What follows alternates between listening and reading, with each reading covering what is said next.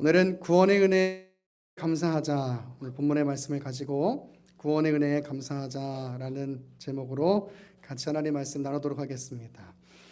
성경에는 많이 믿지 못할 많은 이야기들이 있습니다. 그럼에도 우리가 성경을 믿는 것은 그것이 하나님으로부터 기록된 말씀이라는 사실을 믿기 때문입니다. 그리고 그 말씀으로부터 우리는 그것이 사실임을 믿습니다. 그걸 믿음으로부터 출발하지 않으면 성경의 이야기는 신화가 돼버리고 성경의 이야기는 교훈이 돼버리고 맙니다. 여러분 생각해 보세요. 예수님의 부활 사건, 여러분 이게 믿어질 만한 일입니까? 그런데 우리는 예수님의 부활을 믿습니다.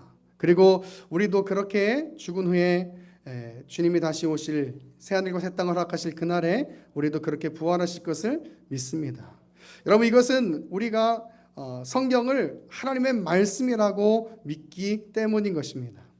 여러분 천지 창조, 많은 사람들은 그것을 과학으로 증명해 내려고 합니다. 그러나 우리는 태초에 하나님이 천지를 창조하시니라라고 하는 그 창세기 1장 1절의 말씀을 믿습니다. 왜냐하면 그것이 하나님의 말씀이기 때문이며 하나님은 전능하신 하나님이시기 때문인 것입니다. 여러분 이렇게 믿을 수 있다는 것, 여러분 이것이 바로 우리에게 있어서 하나님의 은혜의 증거인 것입니다. 여러분 창조를 보면 조금 어려운 이야기를 하자면 유신 진화론자들이 있어요. 그 무슨 얘기냐면 하나님의 창조 안에 진화가 포함되고 있다. 하나님의 창조 안에 우연이 포함되고 있다라고 믿는 사람들이에요. 그러니까 하나님을 믿으면서도 그것을 과학적으로 접목하고 증명하고 싶어하는 겁니다. 원숭이가 사람이 되도록 그렇게 하나님이 창조하셨다는 겁니다. 우연히 어떤 빅뱅을 통해서 우주가 형성됐다라고 하는 것을 하나님께서 그렇게 만드셨다고 말하는 사람들입니다. 여러분 이런 사람들은 전능하신 하나님이 그렇게 창조하실 수도 있다라고 믿는 것입니다. 그러나 여러분 이렇게 믿는 유신 진화론을 주장하는 사람들이 그렇게 말하는 그 출발점을 여러분 우리가 알아야 해요. 여러분 우리는 과학보다 성경이 우선되어야 합니다. 여러분 우리는 과학보다 하나님의 말씀이 우리에게 더 우선되어야 합니다.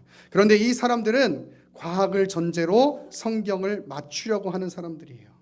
우리가 소위 말하는 자유주의 신학이나 자유주의 신앙이나 라고 이야기할 때 바로 이 자유주의라고 하는 말이 바로 이 유신 진화론자들의 한 축일 수도 있는 것입니다. 여러분 자유주의 신학이란 르네상스 이후 운동의 철학이나 사상 그런 것들이 인본주의적으로 변하기 시작하면서 생겨난 신학이 바로 자유주의 신학이에요.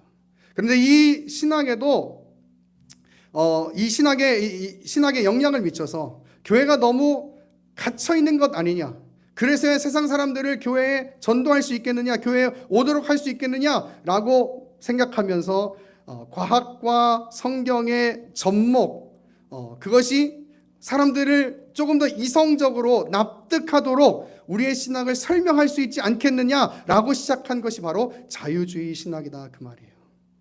이들은 성경을 전제로 과학을 설명하려고 하는 것이 아니고 과학을 전제로 성경을 이해하려고 하는 것이에요. 여러분 그러니까 믿을 것은 믿고 믿지 못할 것은 나름의 주장들을 펼치는 그런 일들이 벌어지게 되는 것입니다. 예수님의 부활이 과학으로 설명이 됩니까? 오늘 본문의 요나의 이야기가 과학으로 설명이 되고 우리의 이성으로 이해가 됩니까? 그게 이해가 안 되니까 성경을 비판하고 성경을 신화라고 주장하는 사람들이 생겨나기 시작하는 거예요. 그래서 창조를 문자 그대로 받아들이려고 하지 않고 어떤 과학을 통해서 사람들에게 납득할 수 있는 설명들을 찾아내려고 하는 것이 바로 유신 진화론자들이에요. 하나님도 믿으면서 그렇게 과학적으로 설명하려고 하는 거예요. 여러분 그것의 출발점은 바로 우리가 하나님을 믿겠다라고 출발한 것이 아니고 사람들에게 납득시키겠다, 세상 사람들이 납득할 만하게 우리의 신앙을 만들겠다라고 하는 그 마음으로부터 출발된 거예요. 여러분, 이것을 받아들이지 않습니다. 우리는 하나님이 온 우주 만물을 말씀으로 창조하셨다고 믿습니다. 그 외에 다른 어떤 견해도 우리는 받아들이지 않아요. 여러분, 왜 사람들이 자꾸 이런 시도들을 하는 줄 아십니까? 말씀으로 그 부분을 설명해 보도록 하겠습니다. 마가복음 8장 38절로 가봅니다. 마가복음 8장 38절.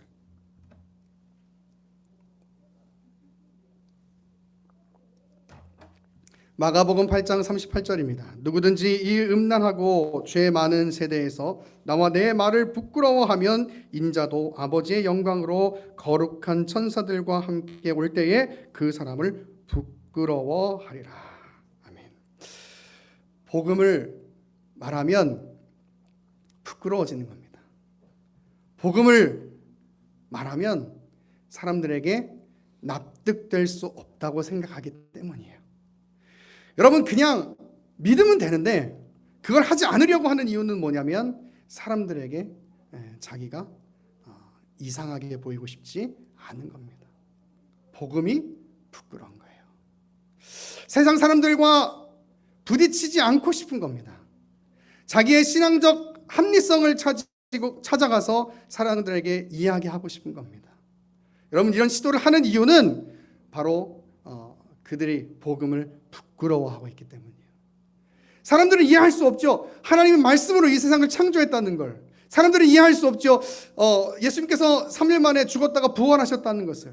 그걸 어떻게 이해하겠어요? 그런데 우리는 그것을 믿음으로 받아들인단 말이에요. 왜? 하나님께서 그렇게 하실 수 있는 분이시니까. 그냥 하나님이 태초에 천지를 창조하시니라 라는 그 한 말씀, 빛이 있으라고 말씀하셨기 때문에 빛이 있었고, 사람이 있으라고 말씀하셨기 때문에 사람이 있었고, 온 우주 만물이 있으라고 말씀하셨기 때문에 있을 수 있다라고 하는 그 전능하신 하나님을 우리는 그냥 믿으면 되는 겁니다. 여러분에게 이 믿음이 다시 한번 있어지기를 간절히 축원합니다. 왜냐하면 이 세상이 너무나도 악해서 자꾸 다른 믿음들을 우리에게 심어주려고 하는 많은 사람들이 슬며시 들어오고 있어요. 여러분, 우리가 분별력을 가지고 우리의 이 바른 말씀 안에 우리의 믿음이 서 있어야 할 시대가 바로 저는 지금 이 시대라고 생각하는 거예요. 우리는 과학적 가설에 의존하여서 성경을 이해하려고 하지 않습니다. 그냥 성경 그 자체를 믿는 그 믿음을 가져야 하는 줄로 믿습니다. 그래야지 거기에 복음의 능력이 있고, 그래야지 거기에 여러분의 삶의 복음으로부터 흘러나오는 삶의 역사들이 나타나는 것이에요. 여러분, 우리가 처음부터 예수님의 부활을 알고, 처음부터 요나의 이 본문을 알고, 천지 창조를 과학적으로 신학적으로 다 잘 알아서 예수님 믿었던 거 아니에요. 믿음이라는 건, 복음을 전한다는 건 지식이 중요한 게 아니라 하나님의 은혜가 그 사람에게 흘러가는 것이 중요한 거예요. 그리고 그렇게 하기 위해서 우리에게 더 중요한 요구되는 것이 뭐냐면 바로 우리가 그 믿음으로 더욱더 충만하고, 그래서 그 복음이 사람들에게 은혜로 흘러갈 수 있는, 그것이 바로 저는 지금 시대에 저와 여러분에게 요구되는 하나님의 마음이라고 생각합니다. 여러분, 제가 이런 말씀을 서두에 하는 이야기가 있어요. 여러분, 요나의 이야기, 오늘 본문의 이야기인데, 요나의 이야기를 신화나 비유로 해석하는 사람들이 바로 성경 비평자들이에요. 믿을 수 없으니까 그렇게 해석을 하는 거죠. 그러나 우리는 이 성경의 기록을 사실로 믿어야 합니다. 그리고 그것을 사실로 믿을 때 우리의 마음에 구원의 은혜에 대한 참 감사가 나타나게 될 줄로 믿습니다. 요나의 이야기는 다들 잘 알고 있는 이야기예요. 그런데 오늘 저는 이 이야기를 통해서 정말 하나님께서 어떻게 우리 가운데 그 놀라운 은혜들을 허락하시고 계시는지를 함께 나누고 싶어요. 여러분, 요나의 이야기를 잠깐 해볼게요. 요나는 니느웨에 가서 하나님의 말씀을 전하라는 하나님의 명령을 받았습니다. 그러나 그는 하나님의 명령을 피하고 어기고 다시스로 도망갔어요. 그런데 우리가 여러분 생각해 보세요. 하나님 앞에서 도망갈 수 있는 사람이 누가 있겠어요? 누가 있겠어요? 근데 오늘 본문을 보니까 성경에 이런 표현을 하고 있어요. 요나서 1장 3절로 한번 가보십시오. 요나서 1장 3절 보면, 그러나 요나가 여호와의 얼굴을 피하려고 일어나 다시스로 도망하려 하여 욥바로 내려갔더니라고 이야기해요. 지금 성경이 뭐라고 표현하고 있냐면 요나가 여호와의 얼굴을 피하려고 했다. 말이 안 되는 이야기예요. 하나님은 어디에나 계시는데 피할 수가 없죠. 이 요나가 얼마나 하나님 앞에 불순종하고 있는지. 그런데 그 피하려고 했던 요나에게 하나님께서 4절을 보니까 여호와께서 큰 바람을 바다 위에 내리심에 바다 가운데 큰 폭풍이 일어나 배가 거의 깨지게 된지라 라고 말씀하고 있어요. 하나님을 피할 수 있다라고 생각했지만 피할 수 없는 것이지요. 이 상황에서 배에 탄 사람들은 자기들의 신에게 기도합니다. 하지만 요나는 거기서도 잠을 자고 있어요. 이 요나의 신앙 상태가, 영적 상태가 얼마나 무감각해져 있는가 하는 것을 성경이 그렇게 표현하고 있는 것이죠. 배의 선장이 요나를 깨우면서 너도 너가 섬기는 신에게 기도해야 되지 않겠냐라고 이야기하면서 온 배에 탄 온 사람들이 기도를 했음에도 불구하고 그 배 풍랑이 잔잔해지지 않으니까 이 일이 누구로부터 일어났는지를 한번 보자. 한마디로 말하면 누구 죄 때문인지 한번 보자라고 하고 제비 뽑기를 합니다. 그리고 요나가 제비에 그래서 요나가 사람들에게 입니다. 내가 하나님의 명령을 듣지 않아서 이런 일이 일어나게 됐습니다. 그러니까 나를 바다에 던지십시오. 그러면 이 풍랑이 잔잔해질 것입니다. 라고 이야기하는 거예요. 이제 요나가 고백해요. 내가 하나님의 말씀을 듣고 이런 일이 벌어지는구나. 깨달은 거예요. 여러분, 이 말을 들은 사람들이 어떻게 사람을 바다에 던지겠어요? 아무리 그래도. 그래서 배를 힘껏 저어가고 몰아가려고 하지만 그러나 바다를 이길 수는 없는 거예요. 그래서 결국 요나를 바다에 던지고 요나는 물고기에게 먹혀버리는 거예요. 여러분, 여기까지만 보면 요나는 하나님의 심판을 받은 것 같아요. 그런데 오늘 본문에서는 요나가 죽지 않고 다시 이 땅에 살아서 돌아왔다라고 말씀하고 있습니다. 물론 이 사건은 예수님의 죽으심과 부활하심을 예표하는 사건입니다. 그런데 저는 오늘 어디에 집중하고 싶냐면 요나를 집중하고 싶어요. 요나라고 하는 그 사람에 대해서 집중하고 싶어요. 여러분, 요나는 분명 하나님의 말씀을 어겼어요. 그래서 하나님께 심판을 받은 것 같이 보여요. 그러나 그는 죽지 않았어요. 이건 결론적으로 말하면 하나님의 심판이 아니라 하나님의 구원을 말하고 있는 것입니다. 여러분, 우리는 항상 그렇잖아요. 하나님 앞에 살 때 넘어지기도 하고 연약한 모습들, 하나님 말씀 가운데 살지 못하는 모습들이 우리 안에 얼마나 많이 있습니까? 그렇잖아요. 그런데 하나님께서 그런 시시때때마다 우리의 죄 때문에 우리를 심판하셨다면 우리는 아마 지금 살아 있을 수 없었을 거예요. 그게 요나의 이야기예요. 여러분, 어쩌면 우리는 항상 너무 하나님을 두려운 분으로 인식하고 있는지 모르겠어요. 그래서 구원의 은혜보다는 심판, 징계, 채찍 이런 것들에 더 많은 우리의 신앙적인 생각들을 하고 있는지 모르겠어요. 그래서 어떤 사람들은 성경에 저주에 관한 이야기가 있다는 이야기도 하더라고요. 큰 죄를 지으면 하나님께서 저주를 내리신다. 자기 조상 중에 어떤 영향력 있는 사람이라면 죄의 영향력 때문에 저주를 받을 수 있다. 여러분, 그러면서 그들이 하는 이야기가 이런 이야기합니다. 출애굽기 20장 4절로 한번 가보죠. 출애굽기 20장 4절.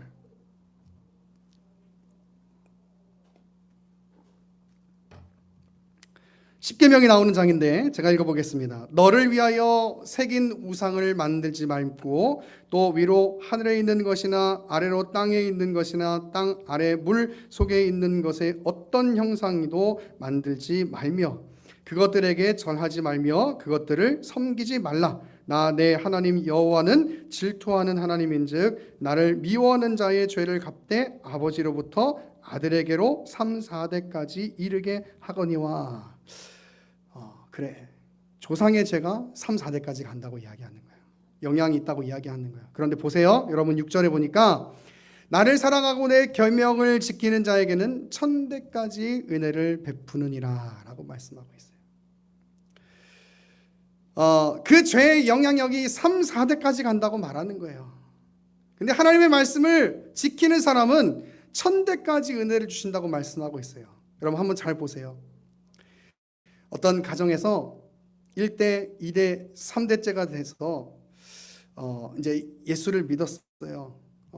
그러면 여기서 죄의 영향력이 남아있게 되는 거잖아요. 예수를 믿었기 때문에 죄의 영향이 끊어졌다 라고 이야기한다면 어쩌면 3, 4대까지 그 죄의 영향이 있을 거라고 얘기한 하나님의 말씀이 틀렸다고 밖에는 얘기할 수 없는 거예요. 3대째에서 믿음이 좋은 사람이 나왔어. 그러면 여러분 1000대까지 은혜가 주어지는 거 아니에요? 그런데 갑자기 5대째에 다시 불신자들이 생겨나고 그들이 이야기하는 무슨 낙태를 했다든지 살인을 했다든지 하는 그런 사람들이 생겨난 거예요. 그럼 여기서 또 다시 하나님의 은혜가 끊기고 그 죄의 영향력이 3, 4대까지 가야 되는 거예요. 여러분 이게 무슨 얘기예요 도대체? 이게 도대체 무슨 얘기예요? 그래서 가계의 저주라는 이야기는 틀린 이야기라고요. 그걸 믿으면은 우리가 굉장히 잘못 믿고 있는 거예요. 성경은 그런 이야기를 하고 있는 게 아니에요, 여러분. 자, 갈라디아서 3장 13절 보겠습니다. 갈라디아서 3장 13절.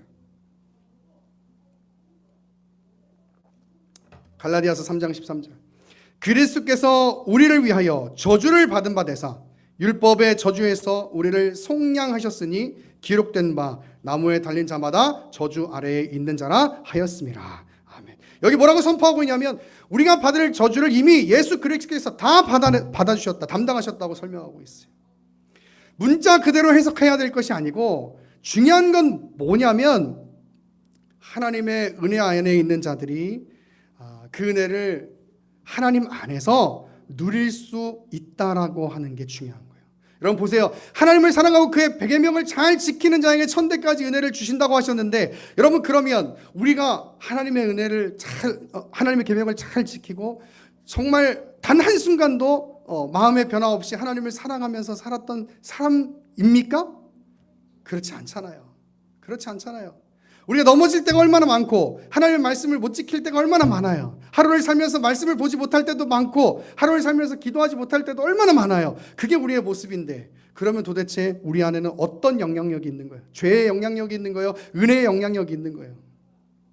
하나님이 이렇게 말씀하시는 것은 너희가 완벽하게 그렇게 살아내야지만이 은혜가 나의 은혜가 너희에게 주어질 거야. 그리고 너희 가문에게 1000대까지 주어질 거야 라고 이야기하고 있는 것이 아니에요. 그게 아니고 하나님께서 그의 영원하신 구원 계획 안에 그렇게 너희를 두고 있다라고 말씀하고 있는 거예요. 여러분 이것이 감격이고 이것이 우리에겐 기쁨인 것입니다. 여러분 어떤 사람들이 이야기하는 것처럼 큰 죄가 있고 작은 죄가 있다? 여러분 그렇지 않아요. 살인을 한 것도 죄지만 하나님 앞에서는 거짓말하고 미워하고 시기하고 질투하는 것도 다 죄예요. 그렇게 말하면 이 땅에서 하나님의 심판을 면할 수 있는 사람은 아무도 없어요. 설사 예수 그리스도를 믿었다고 하더라도 우리 안에 여전히 죄의 본성이 있기 때문에 하나님의 심판을 면할 수 있는 사람은 아무도 없어요. 그렇기 때문에 우리의 모든 죄를 담당하기 위해서 우리의 모든 저주를 담당하기 위해서 예수 그리스도를 이 땅 가운데 보내주신 것이에요. 그래서 우리는 그 안에서 감사하고 자유하며 기뻐하고 감격하며 예배하고 하나님 안에서 살아갈 수 있게 된 것입니다. 여러분 이것이 바로 우리가 이야기하는 구원의 감격이고 구원의 감사인 것이에요.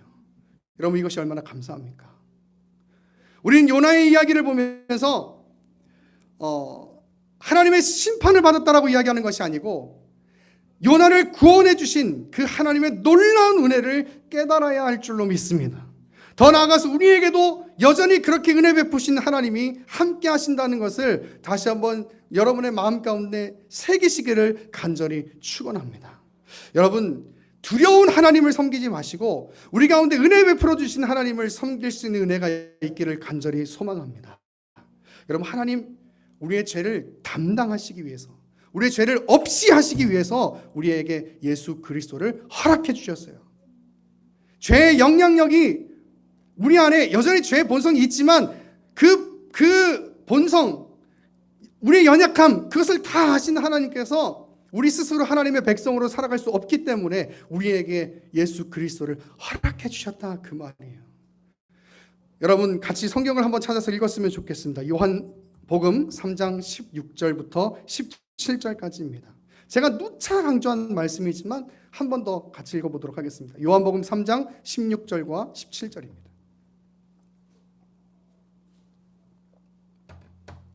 우리 다 외우고 있는 말씀일 텐데요. 함께 16절과 17절 함께 읽겠습니다. 시작.